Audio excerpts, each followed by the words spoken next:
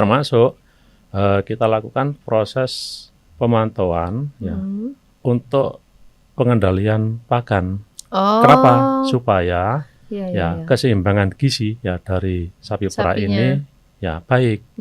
Kalau gizinya baik, ya kesehatannya juga baik, kualitas dari susu yang dihasilkan juga baik. Sehingga peternak di sana itu bisa bersaing ya dengan susu susu yang dijual di masyarakat yang impor atau yang diproduksi oleh perusahaan besar ya dan lain-lain. Nah, sehingga kita harus koordinasi dengan pemerintah daerah khususnya di desa itu. Tadi disebut sama Prof. Amang di Desa Grisik sama di Desa Tambang.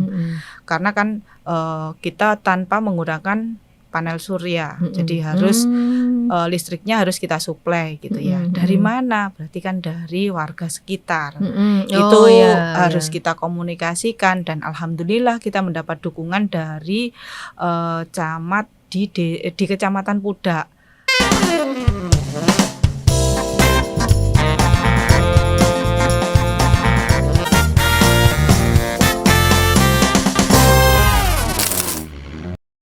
Assalamualaikum warahmatullahi wabarakatuh. Selamat siang Sobat Sinear dimanapun berada. Hari ini ketemu lagi sama saya Andri Suryandari. Nah, kita kemarin sudah sempat diskusi dan membahas tentang inovasi-inovasi apa yang dikerjakan oleh para periset di Politeknik Elektronika Negeri Surabaya dalam kaitannya program Berdikari.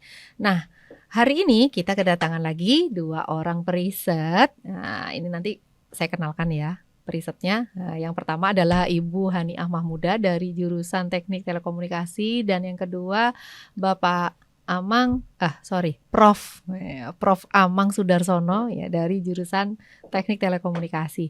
Nah, nanti 30 menit ke depan ini kita akan diskusi dan sambil juga mendengarkan apa saja yang dikerjakan oleh beliau berdua, utamanya untuk mengembangkan daerah Pudak di Ponorogo. Oke, saya sapa dulu. Selamat siang Bu Haniah, Prof. Amang. Selamat siang, Mbak Andri. Kayaknya sudah lama ya nggak ketemu ya. Kira-kira berapa jam yang lalu 2 tahun. 2 tahun ya. Sewindu lah. Sewindu. Iya, Bu Haniah boleh nggak Bu diceritakan Bu risetnya yang dikerjakan di Pudak Ponorogo itu riset apa Bu? Iya, terima kasih Mbak Andri. Untuk riset yang dikerjakan di Ponorogo, saya bersama satu tim yang terdiri dari Pak Aris, Pak Tribudi, multi prodi ya ini ya, Pak Aris, Pak Tribudi, Pak Luki, kemudian ada Bu Tiro, kemudian ada beberapa mahasiswa yang terlibat, ada Mbak Andri sebagai humasnya gitu ya, ada prodi dari Teknik Elektronika, Telekomunikasi, kemudian elektroindustri, teknik tekom gitu, teknik komputer. Nah, kita membuat satu produk untuk penerangan jalan. Penerangan jalan. Untuk membuat satu modular atau controller yang disebut dengan Smart PCU. Jadi perangkat itu ya, satu perangkat itu bisa kita gunakan di penerangan jalan yang konvensional dengan alat itu bisa menjadi smart. Nah, biasanya kalau di aplikasinya untuk Smart PCU itu harus mengganti lampu. Kalau ini di sistem ini, di inovasi ini dengan sistem retrofit ya, jadi kita hanya menambahkan satu modul dari perangkat lampu yang konvensional kita bisa gunakan untuk Smart PCU. Jadi bisa untuk mengetahui kondisi lampu pada saat itu sehingga bisa memudahkan pemantauan pemakaian lampunya, kemudian kondisi on off-nya lampu, kemudian pemakaian listriknya, kemudian berapa di titik itu bisa penggunaan pembiayaannya berapa.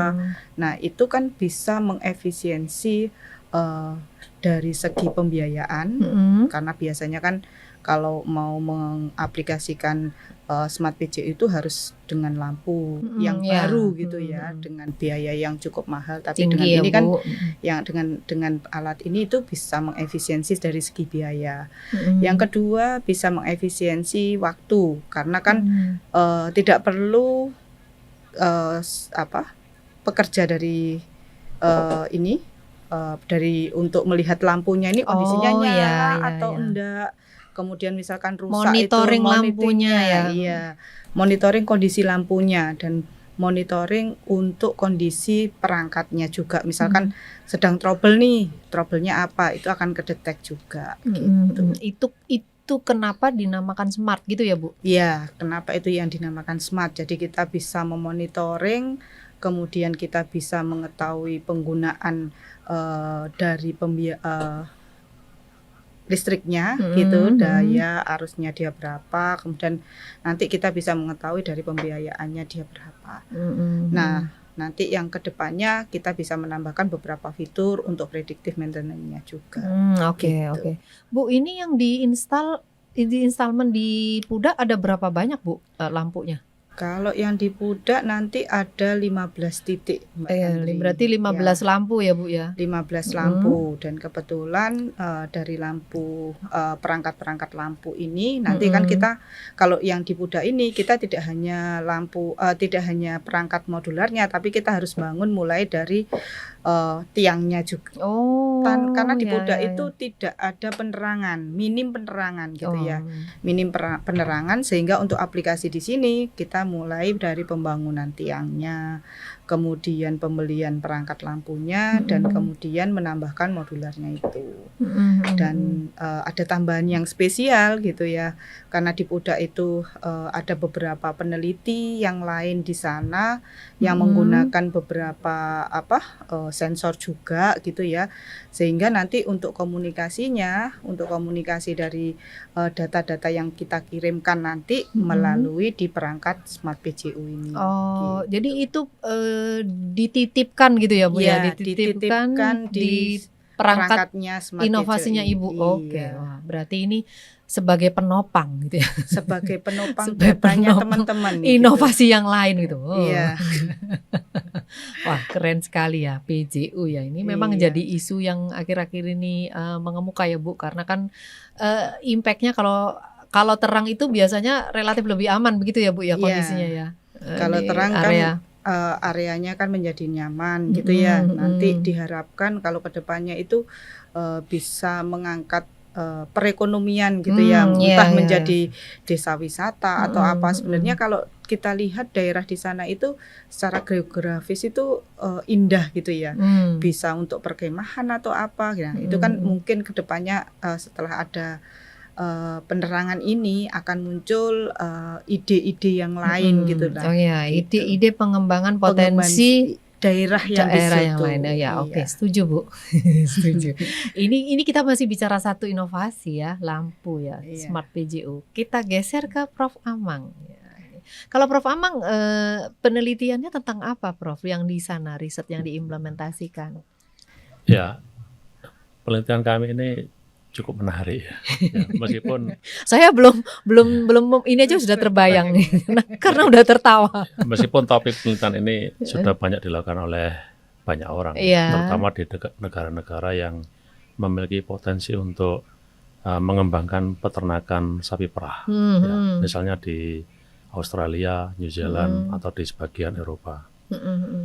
Kami total ada 8 tim inti dari peneliti ini. Ya, ada kami di PENS dan ada 1 orang peneliti ya dari PPNS. Khusus ini Pak, khusus ya? Impor. Ya. Tapi ya Pak Dimas ini kan dulu juga alumni dari PENS. Iya. Jadi ketemu lagi gitu ya Pak lagi, ya. Kami meskipun sekarang berkarya di Politeknik Perkapalan Negeri Surabaya. Ya.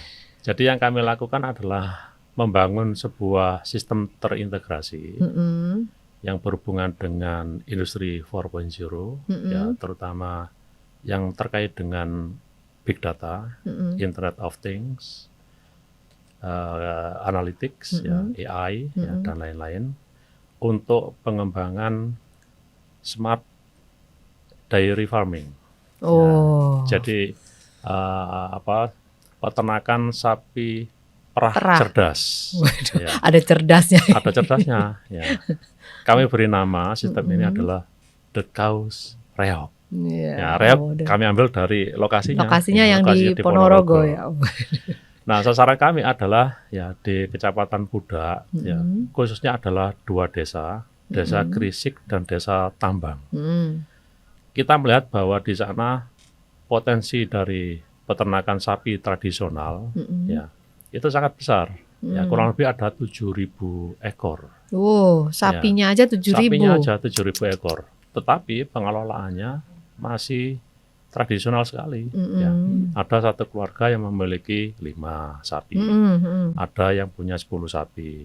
Tapi pengelolaannya ya sayang ya dikelola dengan cara sangat tradisional. Gimana Pak? Tradisional itu bagaimana bentukannya? Ya, mereka punya kandang ya ala kadarnya ya. Yang terbuat dari gedek bambu itu ya. Bambu itu ya. Kemudian cara pemberian makannya ya juga ya ala kadarnya. Pokoknya dikasih makan. Pokoknya dikasih makan ya nggak sampai sakit. Iya, oke. Kalaupun ada sakit dipanggilkan mantri hewan.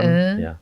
Kalau masa reproduksi ya, atau estrus istilah bahasa Inggrisnya, ya mereka juga memanggil Pak Mantri ya untuk disuntikan inseminasi buatan. Tetapi ya sering terjadi ya kesalahan waktu ya ketika mereka menyuntikkan inseminasi buatan. Bisa terlalu cepat atau bisa terlalu lambat.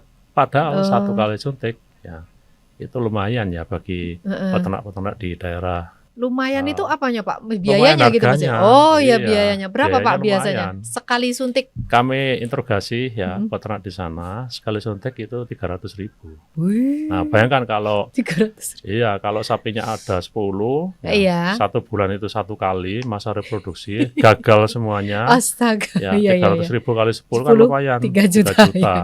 Kalaupun gagal 3 lah misalnya. Iya. 300 kali 3 kan 900.000 kan.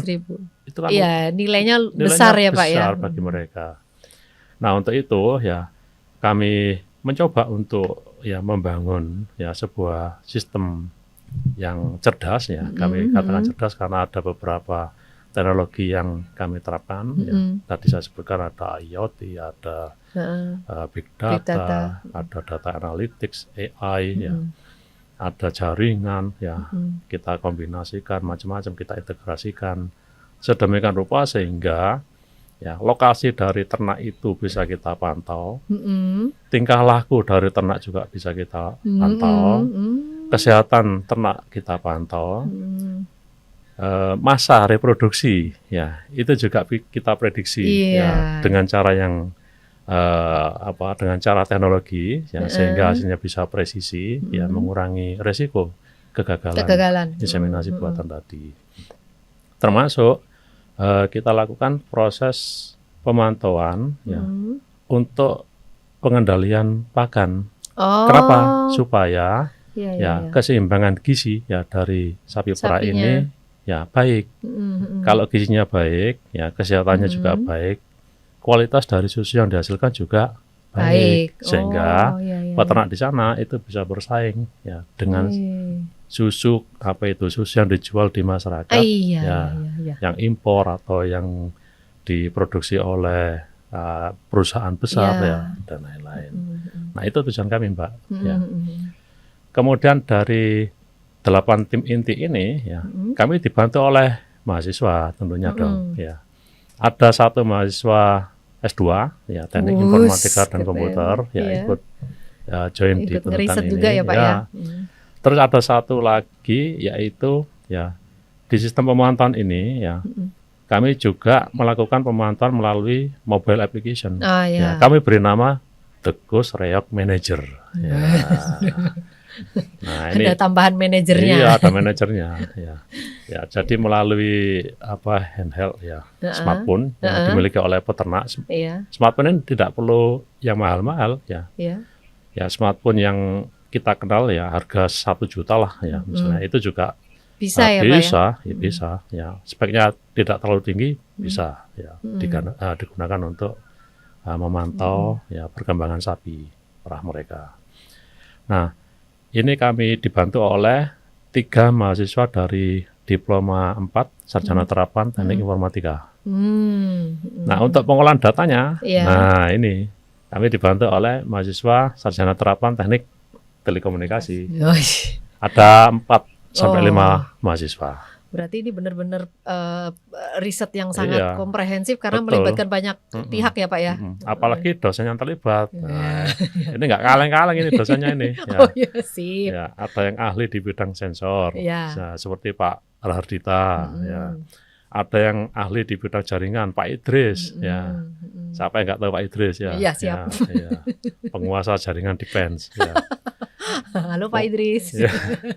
Kemudian ya ada ahli software, ya pengembang mobile application, Pak Farul. Ya, Pak ini Farul. Pak Farul. Kemudian ahli apa lagi Pak? Kemudian ada ahli ini AI, Prof Mika. Nah, terlibat di sini. Iya. Terus ahli apa lagi Pak? Terus kami dibantu oleh Tendik. Oh iya. Ya, ini Tendik yang ini sangat penting ya. Iya. Ini Mas Anang Siswanto ya. Ya, Tendik yang biasanya kita dibantu oleh teman-teman ini ya, di praktikum dan lain-lain. Terus ada satu peneliti yang khusus menangani administrasi. Nah, ya, Mas Nobi ya, menangani ini. Stephen. Ya.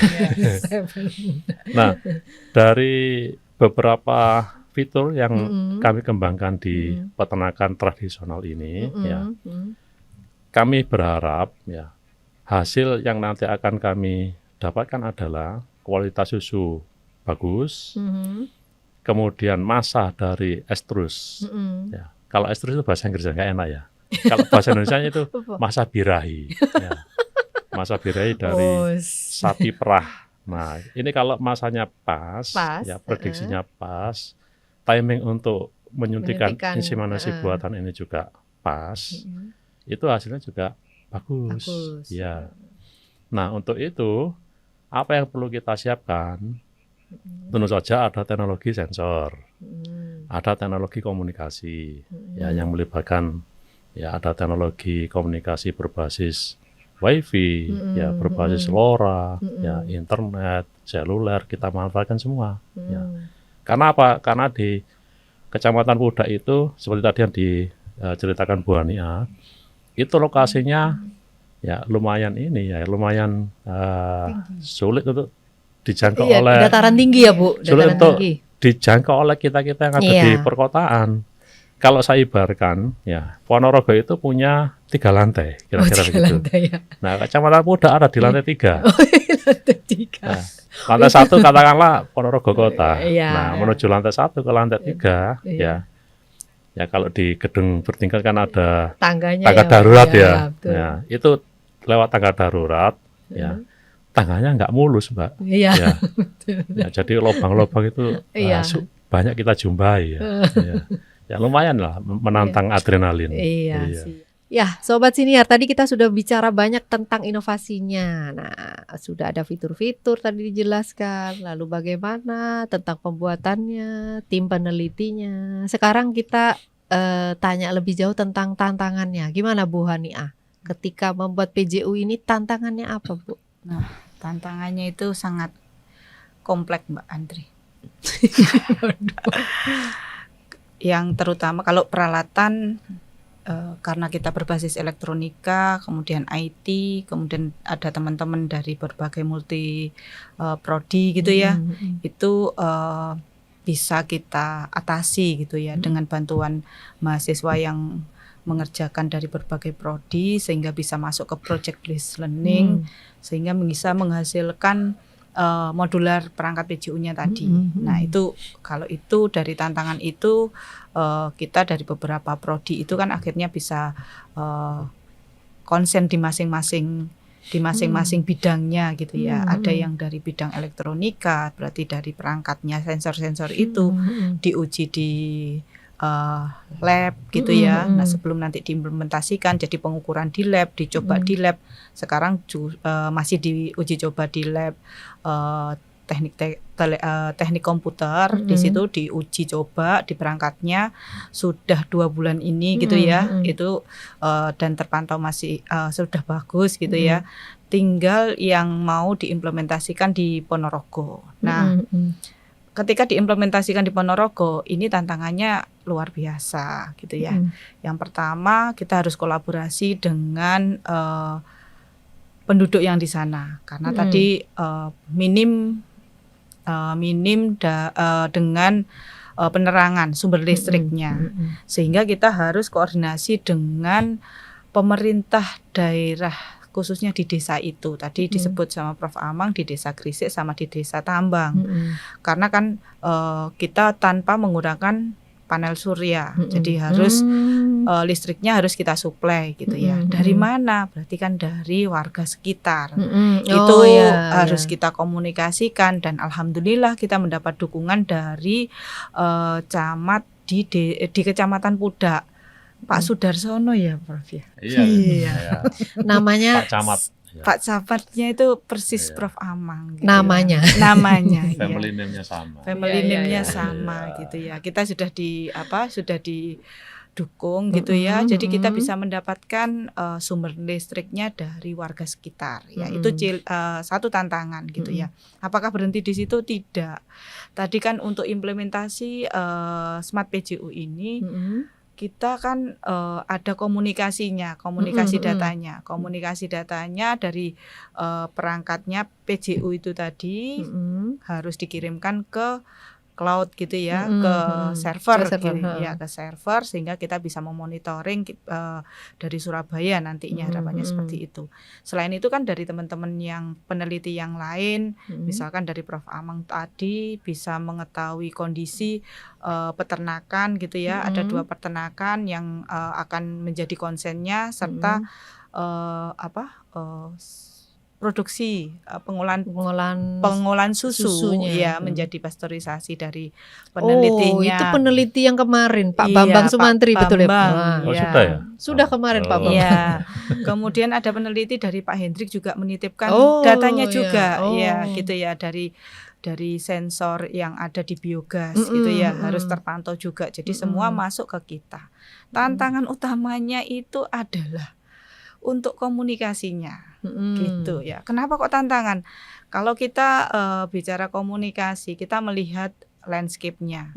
Kalau landscape-nya terestrial, no problem, enggak masalah. Oh, ini tadi yang lantai 1, lantai 2, lantai 3. Nah, ini di lantai 3 di mana kalau dari kan di daerah sana itu adalah daerah peternakan yang notabene pegunungan, banyak tumbuhan. Ya, pohon-pohon gitu ya, pohon-pohon. Nah, itu kan sebagai penghalang untuk komunikasi, untuk bisa direct dari misalkan dari Prof. Amang tadi dikirimkan, kan membutuhkan relaynya nanti ke data centernya gitu ya. Nah, nanti akan dikirimkan ke server. Nah, itu kan harus membutuhkan ada yang komunikasinya harus point to point, jadi langsung gitu langsung. Ya tanpa harus ada halangan.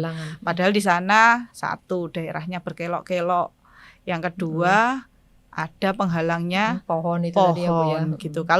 Kalau komunikasi terestrial, kalau di perkotaan itu kan daerahnya flat, mungkin terhalang oleh gedung tinggi. Tapi ini di sana tantangannya ada 2. Penghalangnya itu tumbuhan sama berkelok-kelok tadi, kemudian minim sumber listrik. Nah, yang itu tadi yang harus dikomunikasikan untuk minta sumber listrik tadi ya, Bu ya. Iya, harus dikomunikasikan dengan pejabat yang di sana gitu. Oke. Ini dari sisi Bu Haniah nih tantangannya. Kalau dari The Cow Reok yang kayaknya complicated juga ya tantangannya. The Cow-nya ada S-nya, Mbak. The Cows. The Cows Reok. Ya tentu saja dari sisi komunikasi sama ya. Obstacle ya. Kalau istilah di komunikasi obstacle ya. Kemudian kalau obstacle ini mengganggu line of sight katanya gitu ya. Nah, ini juga mengganggu distribusi data sensor ya. Terutama di tempat kami ya, itu data sensornya lumayan banyak. Ya, kami pasang sensor di telinga sapi. Oh, di telinga. Ya, di telinga sapi itu ada 3 sensor. Wih, banyak banget, Pak. Belum yang di leher yang dikalungkan. Wih, masih ada lagi. Ada. Jadi satu sapi pakai berapa sensor, Pak? Yang dipasang itu di telinga dan di leher ya. Leher, ya. Yang di leher ini ada, kalau saya hitung ada lebih dari 10 data sensor. Ya. Untuk mendeteksi pergerakan saja kami butuh 9. Ya, akselero ada 3, magneto 3, gyro 3. Ya, belum lagi sensor suhu, sensor suara. Ya. Kemudian kami tambah dengan sensor yang tidak dipasang di sapi, ya, yang kami pasang di area kandangnya area itu. kandang. Oh, ya. Ada sensor untuk kualitas udara, ya. Ada sensor CCTV, gambar berarti kan ya. Ada sensor untuk mendeteksi hasil dari gas yang dihasilkan oleh kotoran sapi. Oh, ini relate sama ini ya Pak ya, relate sama risetnya Pak Hendrik. Iya, biogas. Cuma yang ini kita arahkan ke kesehatan peternak. Oh iya juga. Ya, gastro. Gas yang dikeluarkan oleh kotoran sapi itu ya memicu gas rumah kaca. Metana dan karbon dioksida. Oh, bukan nitrogen dioksida. Nitrogen dioksida.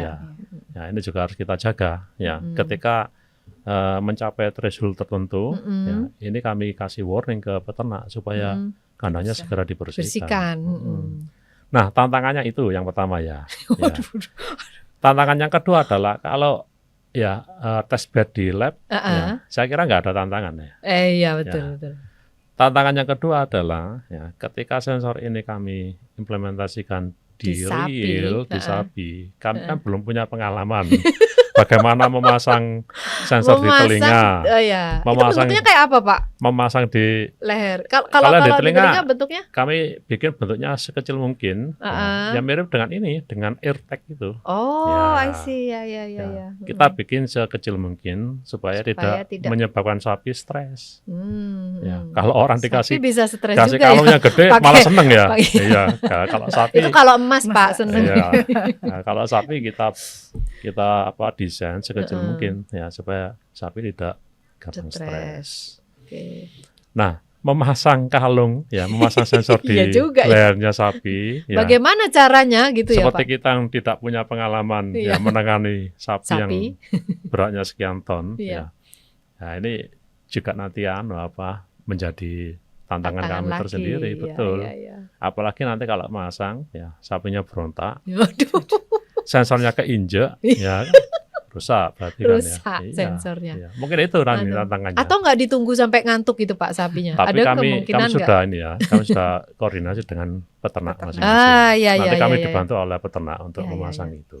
Karena tentunya peternak lebih paham ya Pak ya. Iya. Sebetulnya ini kurang satu Pak sebenarnya, ahli ternak sebenarnya harusnya. Ternak? Kami kan ada koordinasi dengan dokter hewan dokter dan mantri hewan. Gitu ya Pak ya, ada kerjasama juga ya Pak. Ada kerjasama. Jadi di Kecamatan Pudak sana kami dipertemukan dengan teman-teman mantri maupun dokter hewan. Oleh karena itu kami belajar banyak ke mereka. Termasuk tadi ya Pak. Untuk memasukkan parameter-parameter yang kami terima itu ke tadi karena, AI. Karena ada banyak sensor tadi itu ya Pak ya. Betul. Kalau tidak dapat informasi dari mereka detail, bagaimana kami memprediksi gitu ya Pak. Menyusun algoritma AI, kan sulit. Nah, untuk itu kami beberapa waktu yang lalu melakukan investigasi. Kami interview, kami FGD dengan teman-teman mantri dan dokter hewan di sana. Kemudian kami tes di lab, nggak ada masalah ya. Nah, sekarang tantangannya adalah bagaimana memastikan bahwa itu baik-baik saja. Baik-baik saja. Ketika di sana gitu ya. Masa di lab kita pasang di manusia kan nggak cocok. Oleh karena itu nanti pada waktunya nanti kita ke sana kita pasang. Tentu saja dengan bantuan teman-teman peternak. Itu kapan Pak Bu rencananya mau diuji coba gitu di sana. Kami punya rencana akhir bulan ini, ya. Tapi kelihatannya mundur ya, Bu ya. Iya, tapi semoga tidak mundur, Pak. Semoga tidak mundur. Iya, akhir bulan ini kita. Akhir bulan ini semoga tidak mundur. Iya, iya, iya. Tapi tentunya ini jadi suatu inovasi ini tentu jadi suatu hal yang sangat membantu mungkin ya ke depannya ya.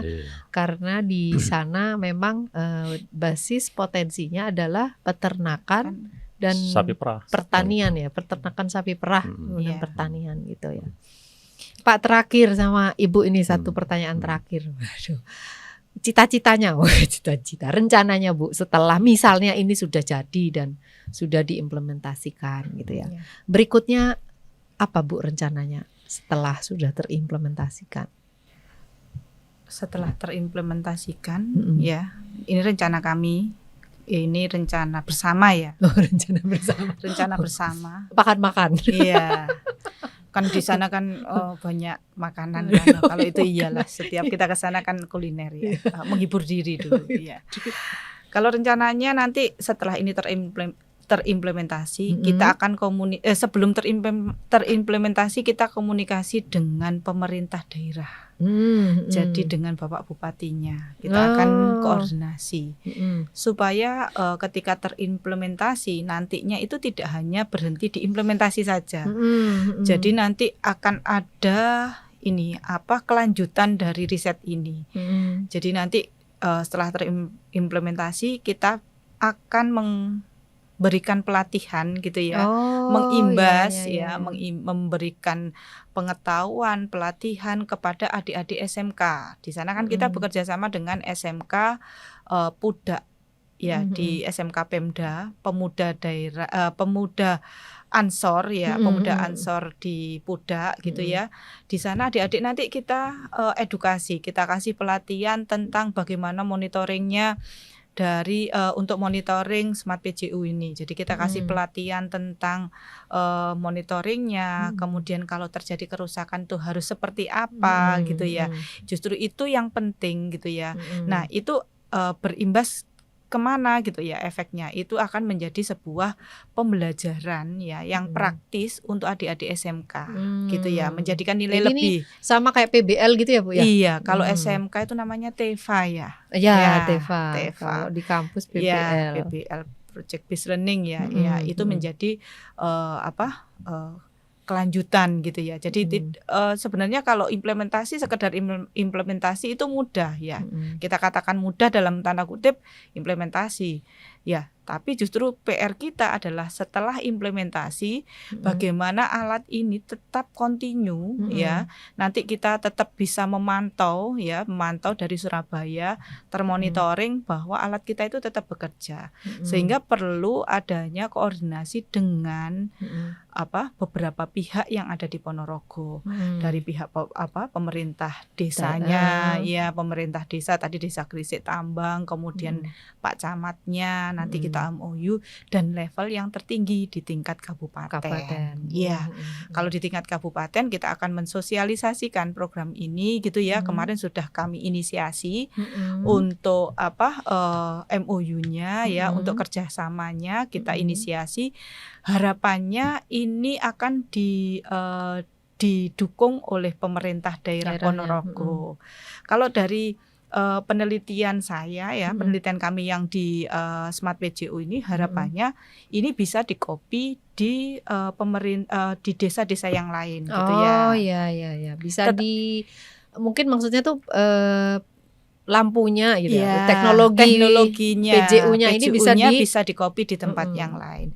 Kalau di pemerintahan ya, di pemerintahan ini bisa di Smart PJU yang di jalan gitu ya. Nah, itu lebih harapan kita langsung berada di situ gitu ya. Jadi nanti bisa dari mendapat dukungan di pemerintah Kabupaten Ponorogo untuk bisa bekerja sama dengan dinas-dinas terkait yang mengelola PJU tadi. Oke. Wah, keren sekali nih. Kayaknya bisa lebih berdampak lagi, Bu. Iya. Harapannya itu. Kalau dari sisi the cows, ini saya nggak boleh salah ini. Iya. Ada S-nya. Iya. Sama ya, Pak ya. Alih teknologi itu tidak sekedar instalasi selesai ya. Ya, apalagi yang menjalankannya itu adalah peternak. Ya, apa namanya, orang yang betul-betul belum tahu tentang teknologi. Ya. Nah, kami beruntung sekali. Ya. Kami dibantu oleh teman-teman di SMK. Ya. Nah, di SMK ini nanti adalah panjang tangan kami. Ya, di sana mereka akan memaintain dan melakukan edukasi ke teman-teman peternak. Ya, jika ada masalah, ya, jika ada kerusakan, kami tidak perlu lagi ke sana, ya, karena sudah ada agen kami, ya, sudah tercover oleh siswa SMK. Ya. Kemudian rencana kami ke depan adalah, ya, kami melakukan pengembangan ini kan tidak sendirian, Pak. Ya, kami kan dibantu oleh teman-teman di industri. Ya, ini penting ini. Ya, teman-teman di industri pasti tahu ya bagaimana cara melakukan packaging, bagaimana cara untuk memarket, ya, mencari pasar. Ya, Pak, ya. Nah, untuk itu, ya, untuk penelitian awal ini, ya, kami mengembangkan hanya beberapa titik. Kalau di berapa banyak, Pak, itu? Di ini ada 10, Mbak. Ya, menyesuaikan dengan budget yang kami kami yang punya, dihibahkan, yang ya, kami Pak, kelola, ya. ya. Nah, ke depan, ya, skalanya kami naikkan. Ya, kalau ini berhasil, ya, kemudian memang betul-betul kualitas susu ini bagus, pertumbuhan ekonomi juga naik, ya, gara-gara dengan smart farming ini, ya, kami akan meningkatkan skala. Kemudian kami juga sudah menerima tantangan, ya, dari pihak lain, ya, untuk diinstalasi atau dikembangkan di daerah lain. Ya. Sama tadi dengan di daerah lain, tapi yang memiliki karakter yang berbeda. Kalau di Pudak ini, ya, tadi sebagian besar kandang tradisional. Nah, bagaimana kalau peternakan ini ada di savana, di padang yang luas? Nah, tapi kami sudah punya rencana, ya, kami siapkan virtual fence. Nah, apalagi ini? Pagar virtual. Ya, dengan teknologi satelit. Ya, jadi bukan pacar aja yang virtual, ya. Pagar juga virtual. Ya, begitu sapi ini melewati pagar virtual, ada arus listrik yang kami kejutkan, sapinya dikejutkan dengan arus listrik supaya kembali, ya, tidak sampai keluar. Ya, apalagi kalau sapi itu dicuri orang, pasti kelihatan. Kelihatan. Sapinya menjauh, ya, Pak. Iya, menjauh kelihatan. Iya. Oh, ini malah yang baru, ini malah saya baru tahu. Nah, untuk menghargai, ya, berapa price, ya, dari ya instalasi atau pengembangan ya sistem ini, ya, kami dibantu oleh teman-teman di industri. Untuk menghitungnya.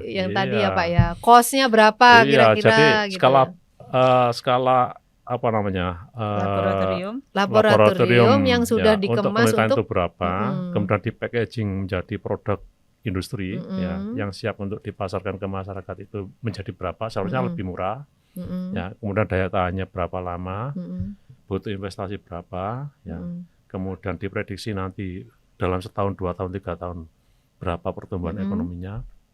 Nah, hitung-hitungan itu kami dibantu oleh teman-teman industri, karena hitung-hitungan itu kan kami di perguruan tinggi, ya, ilmunya kan belum punya, ya. Nah, ini kami dibantu oleh takut keliru, ya, Pak, takut ya. Keliru, ya. Kalau kemurahan nggak apa-apa, ya, Pak, atau harusnya kalau lebih mahal, ya. Kemahalan salah, kemurahan nggak bagus. Gitu, ya. Ya, dipikir kaleng-kaleng kalau kemurahan. Juga, ya. Iya. Tapi ini industrinya udah siap, ya, Pak, ya. Udah, misalnya nanti, misalnya ini, Pak, kita kan nggak tahu ya ke depan itu jika ini menarik, tentunya pasti akan ada banyak sekali investor. Nah, ini udah siap, ya, mudah-mudahan. The cows. Meskipun di luar sana sudah ada ya sistem serupa ini. Iya. Tapi karena kita mengembangkan sendiri, ya, kustomisasi itu sangat mungkin. Jadi pengembangannya terus-menerus, ya, fitur baru bisa kita luncurkan dari tahun ke tahun. Apalagi kita punya aplikasi berbasis mobil maupun web, itu bisa kita kembangkan terus. Waduh, ini keren juga ini.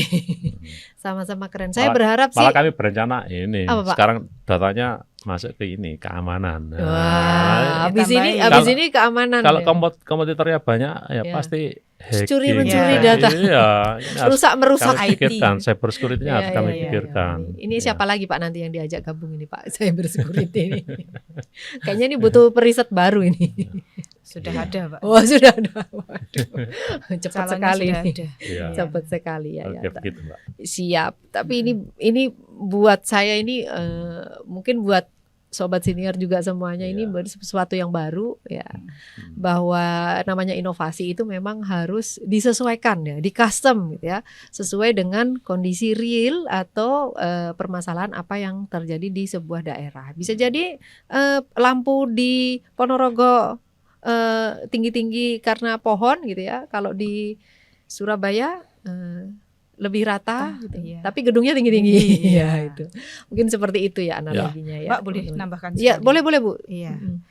Ini kan dari penelitian ini sebenarnya kita bisa menarik benang merahnya yang dari penelitian yang sebelumnya yang Ekosmira, ekosistem kemitraan. Oh iya, betul. Ya, dari situ kan awalnya kita dari policy papernya yang kita hasilkan itu kan harus berdampak ke daerah. Jadi kita harus memang menggeliatkan potensi yang ada di daerah. Kemudian membangunkan ya potensi yang ada di daerah. Nah, membangun setelah bangun baru bergeliat. Aduh, ini pembahasan yang paling menggelikan hari ini. Nah, itu kan satu tantangan yang ada di Jawa Timur gitu ya, Mbak ya. Yang satu tantangan yang di Jawa Timur itu adalah Jawa Timur sebagai basisnya pertanian, ya.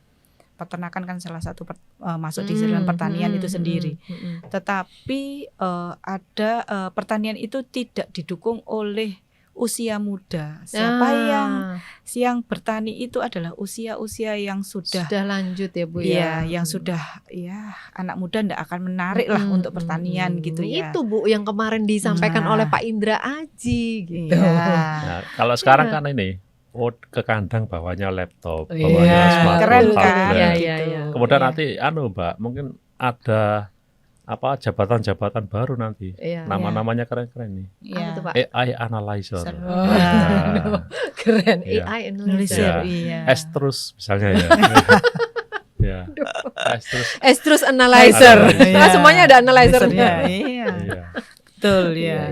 Jadi itu mungkin kita menarik ke belakang dari penelitian yang sebelumnya gitu ya, di mana itu kita juga berterima kasih kepada Pemprov Jawa Timur, terutama Pemda yang sudah membuka Bapeda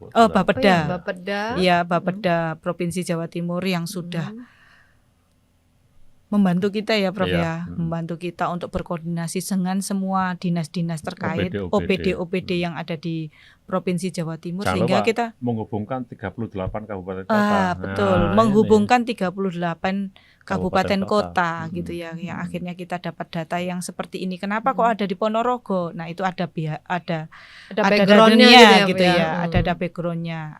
Salah satunya adalah kita pengen meningkatkan dari sisi produktivitas dari pertanian. Ya, di sini kan salah satunya adalah di bidang peternakan gitu. Dengan mengubah, tantangannya adalah anak usia muda yang tidak suka dengan pertanian, karena sekarang eranya AI gitu ya, maka semua itu bisa berbasis dengan otomasi AI gitu. Itu yang kita temukan yang di penelitian yang sebelumnya gitu. Dan terima kasih kepada LPDP dan Dirjen Saintek gitu ya, Dikti Saintek yang sudah memberikan pendanaan kepada PEN sehingga kita bisa menciptakan inovasi ini. Gitu. Direktorat diseminasi dan manfaatan Saintek. Di bawah direktorat itu ya, Bapak ya. Betul. Ya, ini kayaknya kalau di kementerian lama itu namanya Mitra Studi. Sudah berganti ya. Ini tadi saya mau ngomong ini sudah berganti dari sebelumnya Mitra Studi. Ya, betul. Oke. Ini rasanya kita harus bergeser karena jam antrian yang lain gitu ya. Tapi saya mau menyampaikan terima kasih sekali lagi untuk Bu Haniah dan Prof Amang sudah mau berbagi di sini, menyampaikan tentang inovasi-inovasi yang sudah dikembangkan di laboratorium inovasi dari PJU dan The Kaus Reok gitu ya. Iya, sebelum kita tutup Pak, boleh Bu, ini boleh kita gaungkan semangat Dikti Saintek berdampak ya. Jadi nanti kalau saya sebutkan, iya betul, Dikti Saintek berdampak gitu ya Bu ya. Siap. Oke, saya hitung 1, 2, 3. Dikti Saintek berdampak. Oke, sampai ketemu lagi semuanya. Terima kasih sudah nonton acara ini ya Sobat Siniar. Bye. Assalamualaikum.